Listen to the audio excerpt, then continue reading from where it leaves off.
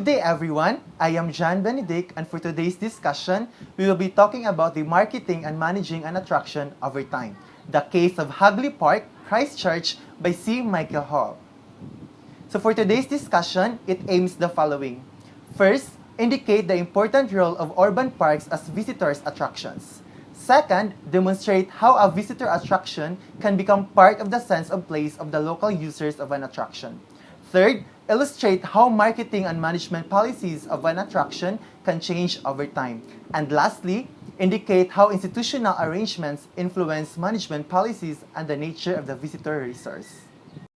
So for the introduction, parks and gardens are an integral part of the landscape of modern cities. Yet, despite their recreational significance, there is surprisingly little literature on their role as visitor attractions in their wider sense, particularly in terms of how this role has evolved and changed over time. Thus, this discussion will first discuss the nature of parks and their changing visitor function before going on to examine the case of Hugley Park in Christchurch, New Zealand. For the evolution and development of the concept of urban parks. So parks are designated public or shared open spaces provided for leisure and outdoor recreation. Parks range in scale from small to highly environmentally modified urban parks including public gardens to large national parks with wilderness characteristics. The creation of public parks is primarily a function of Western attitudes towards nature and a creation to industrialization and urbanization, although examples of public urban open space can now be found throughout the world. Although parks are presently seen as public space, their origin lies in private leisure space. Wealth and power were prerequisites to garden creation in Western society until the mid-19th century, as the establishment of gardens and parks reflected the financial or political ability to turn land from productive uses for farming or housing to non-productive uses related to leisure. Such private gardens continue to the present day, including private parks such as the Bedford Square in London, together with the Royal Gardens and estates initially accessible only by the aristocracy, for example, the Regent's Parks in London. And such gardens gradually became shared recreational spaces for the elite, then available to the general public over time. The agricultural landscape was transformed into a commercial space of regular hedge road fields and by changes in the aesthetics of garden design. Significantly, the history of grazing had actually contributed to the commons parkland nature and provided an aesthetic for their retention as public open space. However, in the latter half of the 19th century, public open space was an important source of civic pride, with the Victorian public parks containing refreshment and tea rooms, fountains, lakes, and ornamental trees and gardens that reflected the private parkscapes of the rural elite in an urban setting. So Table 18.1 provides some examples of major urban parks around the world, such as the botanical and the zoological gardens were also often integrated with park developments. Such gardens were usually associated with the formation of societies with scientific and economic interests, although they often received a degree of government support in recognition of their educational role. As you can see in the screen, Table 18.1 are the examples of urban public parks and public open space. So this includes their names, their locations where they are situated, and their size. The moral and social control dimensions of park creation and use has continued through the 20th century to today. Members of the Garden City movement believe that their new cities with their parks and open spaces would provide a basis for the development of stronger community. Since the 1960s and the growth of environmental concerns, urban parks have also become recognized as significant environmental resources, while the extended period of time over which urban parks have existed has also meant that many of them now hold significant heritage values.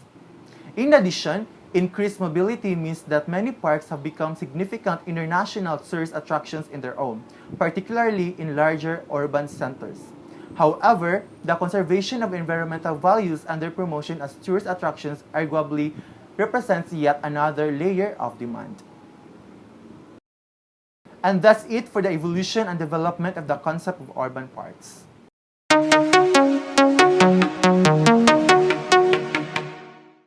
Good day, my name is Leanne, and now, since this topic focuses on the case of Hugley Park Christchurch in New Zealand, let us talk about how their marketing and management policies change over time.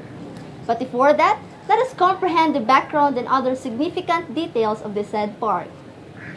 In the South Island of New Zealand, Christchurch is the largest urban center, with a population of 360,500 people as of June 2006.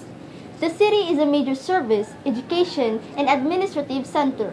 Also, a transport hub and an international gateway. In terms of domestic tourism, there were almost 6 million day visits and 2.39 million overnight visits to the region in 2005, resulting in a total spend of 918 million New Zealand dollar. There were also 549,000 day visits and 2.1 million overnight visits in terms of international tourism, resulting in a total spend of 1,077 million New Zealand dollars. Hugley Park was named after the country seat of Lord Lyttelton, the chairman of the Canterbury Association. The park was established in 1855. The park is Christchurch's premier metropolitan park and was the original source of the city's tagline as the Guarded City, which dates from 1906. Hugley Park and the Christchurch Botanic Gardens, which it encloses, comprise an area of 192 hectares. It has also long been an essential element of the city's domestic and international tourism marketing. A role that has only been reinforced by its situation adjacent to the cultural present of Christchurch, which features art galleries, museums, arts and craft stores, heritage buildings, restaurants, and cafes. The park comprises 3 parcels of the land: the Little, North, and South Hugley Park. The Botanic Gardens are classified as local purpose reserve under the Reserves Act. Although the act is administered by the Department of Conservation, the same national body responsible for national parks, the Christchurch City Council, or CCC, is the administering body concerning both the park and the Botanic Gardens. The openness of the park makes exact visitor numbers extremely difficult to ascertain. According to the Christchurch City Council, or CCC, the Botanic Gardens receive an estimated 1.2 million visits each year. This makes the gardens one of the most popular visitor destinations in Christchurch and certainly the most popular passive recreation area. Hugley Park is also a major sport and event facility with several playing fields and a public golf course. The number of annual visits receives an estimated 5 million a year. The table displayed beside me is the visitor's profile to the Christchurch Botanic Gardens, which reports some of the seasonal surveys of the visitors to the Botanic Garden undertaken in 2004 for the Christchurch City Council. Unfortunately, the statistical validity of the surveys cannot be ascertained. Nevertheless, the growth of the city and region's population and the likelihood of increased tourism means that there is increased visitor pressure on the park and botanic gardens. Here in the profile shows the visitor's origin, and there are 500% from Christchurch, 20% from United Kingdom, and 20% from Australia. There are 65% of repeat visitation, and when it comes to gender, female visitors outnumbered males by more than 10%. There are also 22% who ages 20 to 29 and 20% ages 60 plus. For their mode of travel to gardens, 58% uses private cars, 24% walks, and 12% rides taxi.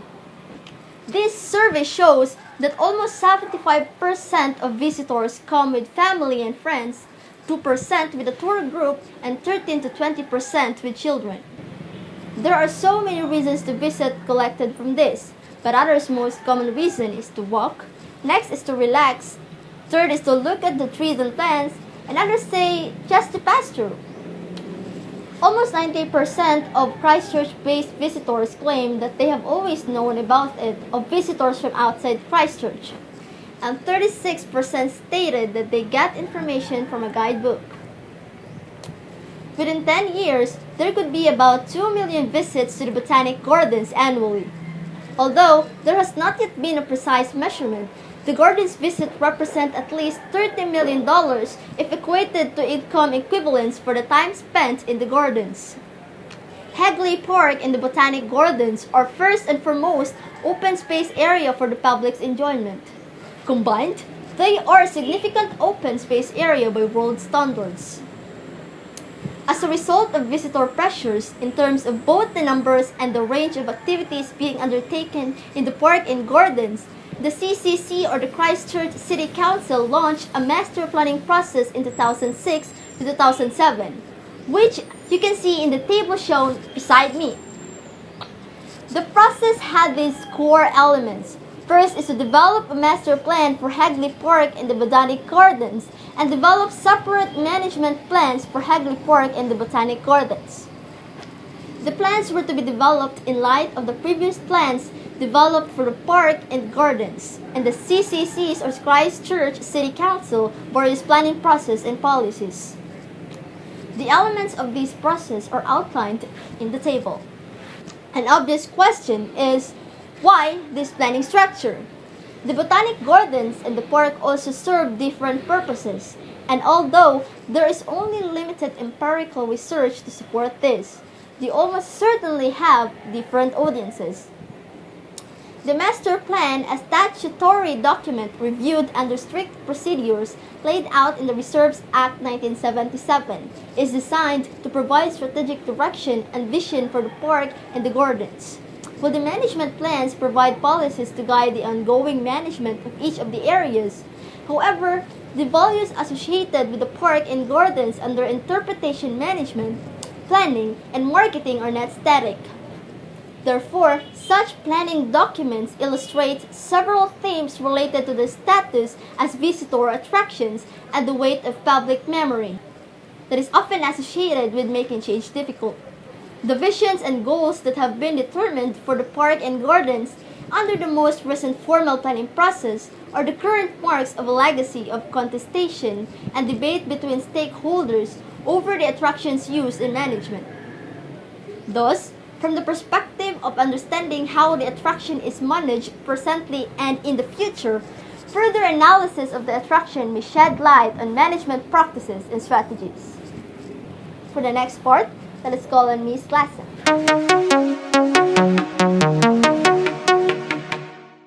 Good day, I am Glassen May. Today I will be discussing the purpose of this topic. Under the plans of the Canterbury Association, Hugley Park was set aside as a reserve forming the western boundary of Christchurch before the town was even inhabited. In 1855, Hugley Park was formally reserved by the Canterbury Provincial Council forever as a public park. Under the paragraph 4 of the ordinance, the land commonly known as Hugley Park shall be reserved forever as a public park, and shall be open for the recreation and enjoyment for the public, provided that it shall be lawful for the superintendent to set apart so much of the said land as he shall think fit for the plantations, gardens, and places for the public amusement, and to make regulations for the use and preservation thereof, and to lay out public roads through the said park, and to make regulations from time to time for the fracturing of cattle therein.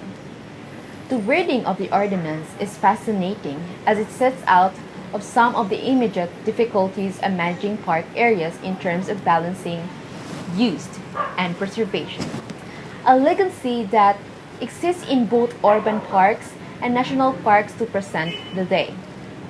While not making a claim that Hugley Park is the world's first national park, its origin appears to be derived from more than just an English commons and public tradition that existed at the time. As you can see at this table, it is stated the vision and the certain goals from the Hugley Park and the Christian Church Botanic Gardens. And perhaps was also a wider reflection of emerging aesthetic and environmental sensibilities, albeit a subsequently modified environment in the English landscape tradition. As with many parks that are substantial visitors attraction, consultation over purpose has existed over much more of the life of the attraction. For example, even through the grazing of animals was allowed on Hugley Park for much of the 19th century, similar to the colonial parks such as King Parks on Birth or even the Royal National Parks in Sydney. Recreational needs come first. A lease agreement for dispatching on Hugley Park and the Christchurch domain dated 1852 stated that the license shall not be construed as conveying any right to use it for any purpose that pasturage, as giving a right to prevent the use of the land included in it by the public for the purposes of recreation and amusement such as cricket, racing, and other sports and games.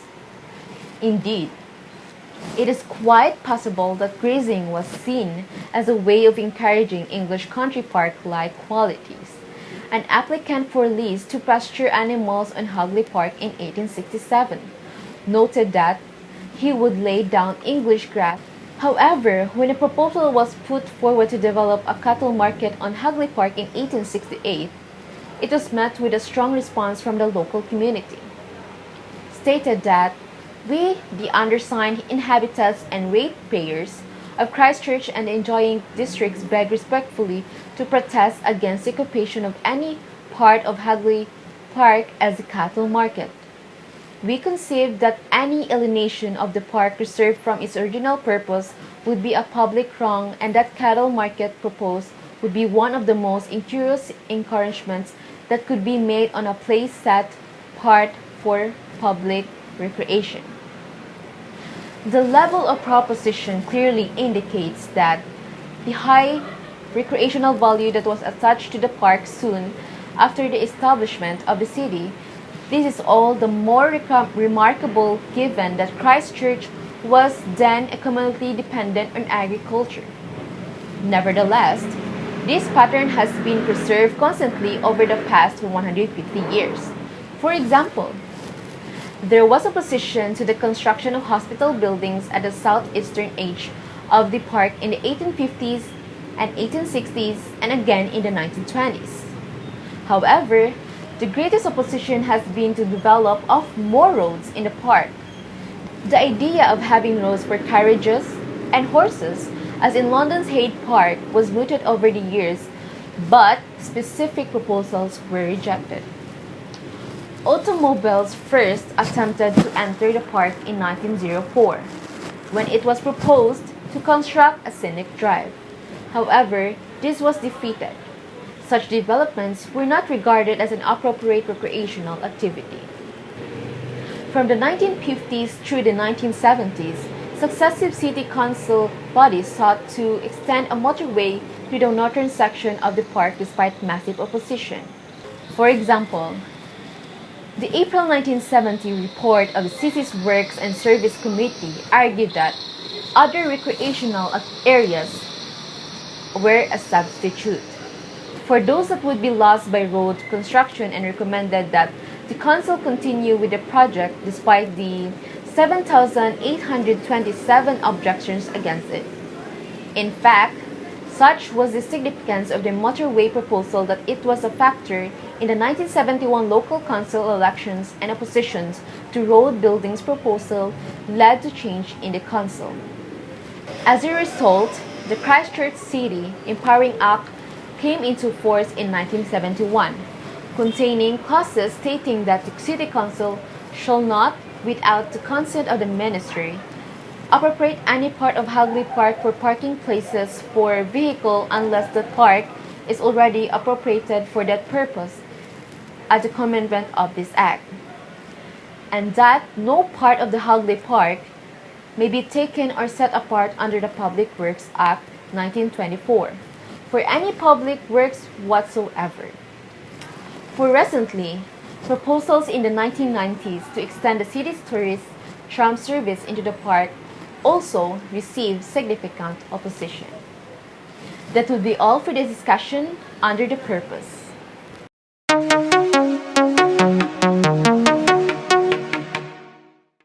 Good day, everyone. I am Jetty, and for today, I will be discussing about managing stakeholders.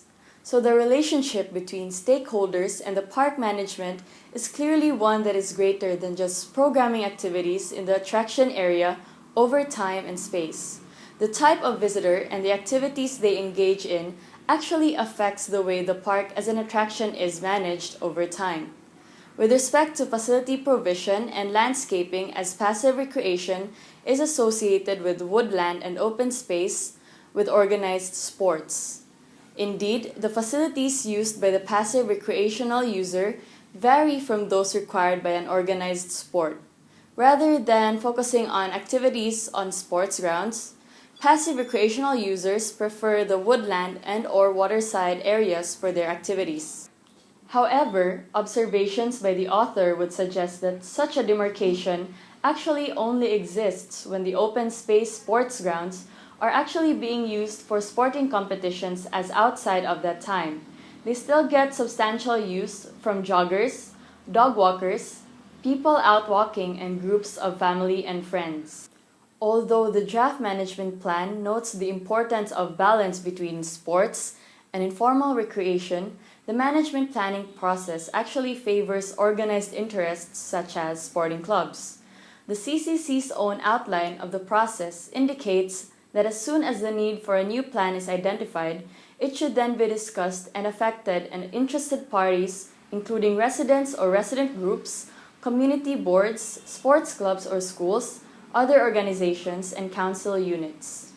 Indeed, given the extent of passive recreational use, it is perhaps somewhat surprising that, as far as it can be ascertained, as opposed to the botanic gardens, there was no attempt to survey passive recreationists and visitors to the park during the period in which the draft management plan was being developed and then reviewed, although public comments on the draft plan were invited. At the time of writing, the final management plan had not yet been decided upon, but the influence of organized interests in the draft could clearly be seen. For example, several statements in the 1991 management plan with respect to management problems becoming increasingly apparent as a result of sporting events, damaged sports grounds, a gradual change in emphasis from the intensive organized forms of recreational to more passive or informal recreation needs to occur, were deleted from the 2006 draft. All occupations of Hugley Park for organized sport shall be assessed as to how each contributes generally to the benefit the public is able to gain from the use of the park and shall be compatible with the prime purpose of the park to provide areas for outdoor recreation and sporting activities and the physical welfare and enjoyment of the public and the protection of the park's open space character and natural environment prior to the issue or renewal of any formal occupational agreement. Unfortunately, the draft management plan provides no assessment as to how such an assessment would occur. Such issues are not exercised in semantics. Management policies differentially affect user groups and serve to allocate the way in which visitor attraction space can be used both in the short term through booking and exclusion policies and in the long term through the nature of landscaping. Indeed, there are differences in the perceptions of different user groups with respect not only to how much of the grounds should be open space, but also the type of landscape that should be represented.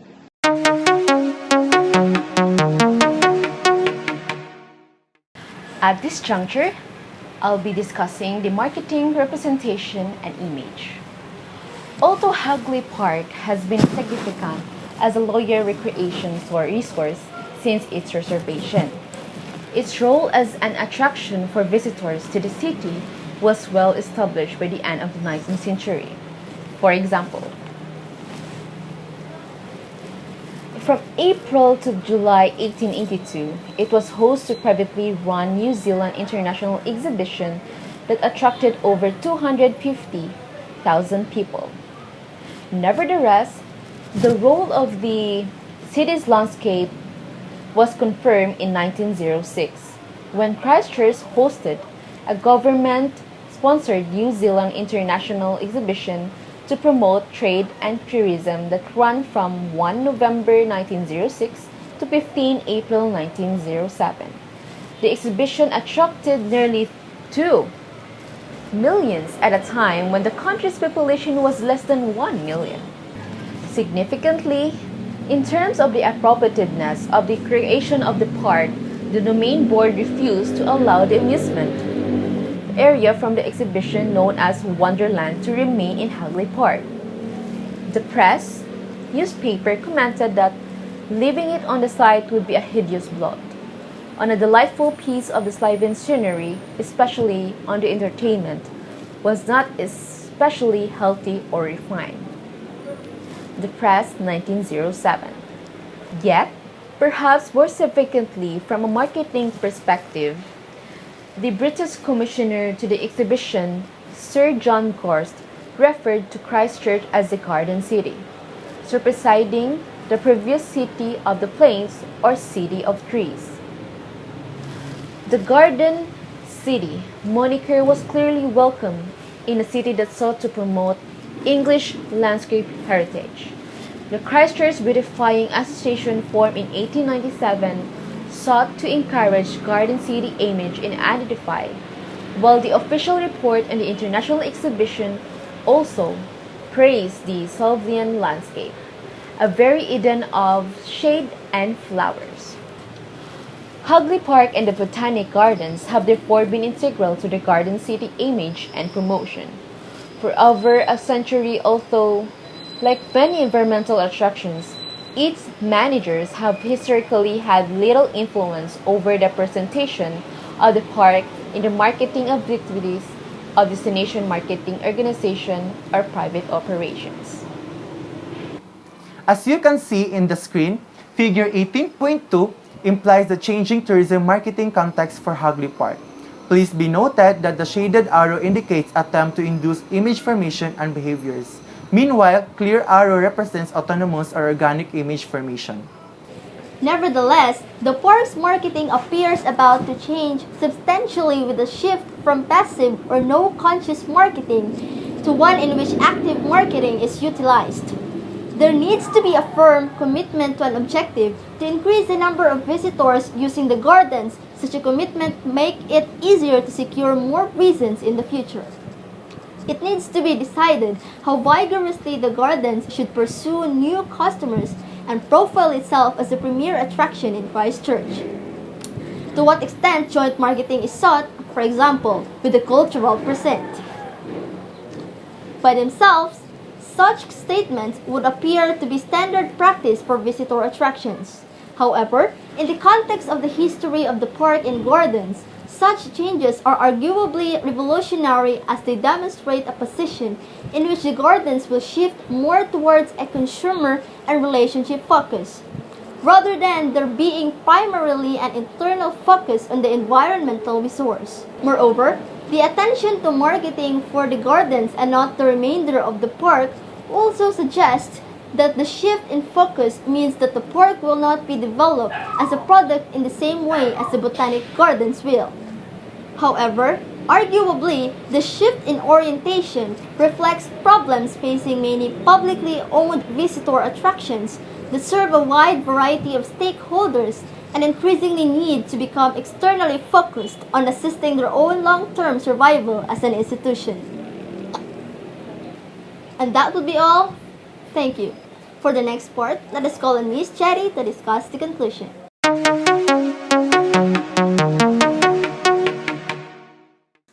As a conclusion, this chapter has presented an examination of some of the changing dimensions of the management and marketing of a visitor attraction over time.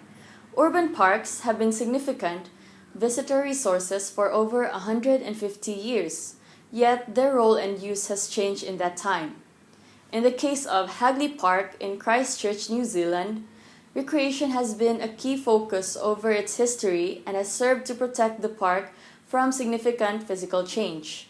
However, the nature of what recreation is appropriate and what has not yet changed, with consequent implications for management practice for users and for the park landscape itself. The park planning process since the early 1990s has also indicated further shifts in management strategies.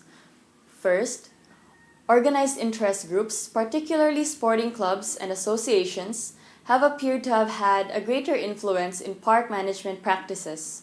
This has led to an open space being primarily managed for formal users and woodlands for informal users. Second, a greater strategic marketing orientation is being adopted with respect to meeting the perceived demands of the tourism market in addition to the local visitor market. However, even though this is meant to apply to both the parks and the botanic gardens, with respect to master planning, it is actually only being substantially operationalized in the case of the botanic gardens in terms of management operations. Most likely, this is because in terms of space and access, it can be more easily commodified as a distinct product. Just as significantly, there are also clear internal drivers in the management plan to emphasize the unique dimensions of the gardens. The Hugley experience should not be seen as an isolation. As noted at the start of this chapter, the urban park, including public botanic gardens, has undergone significant change over time as new sets of values have come along. Arguably, the development of an overt marketing orientation in the case of Hugley Park mirrors similar changes that have occurred in other great parks such as Central Park in New York, Regent's Park in London, and Stanley Park in Vancouver, where parks are not just seen as local visitor resources, but also as tourist resources. Yet, in the case of Hugley Park, as elsewhere, such a role is also likely to open up new management and marketing issues as a new set of contestation arises over exactly what the purpose of a visitor resource such as a park should be and how that then reflects the need of local users as well as the commercial imperatives of tourism.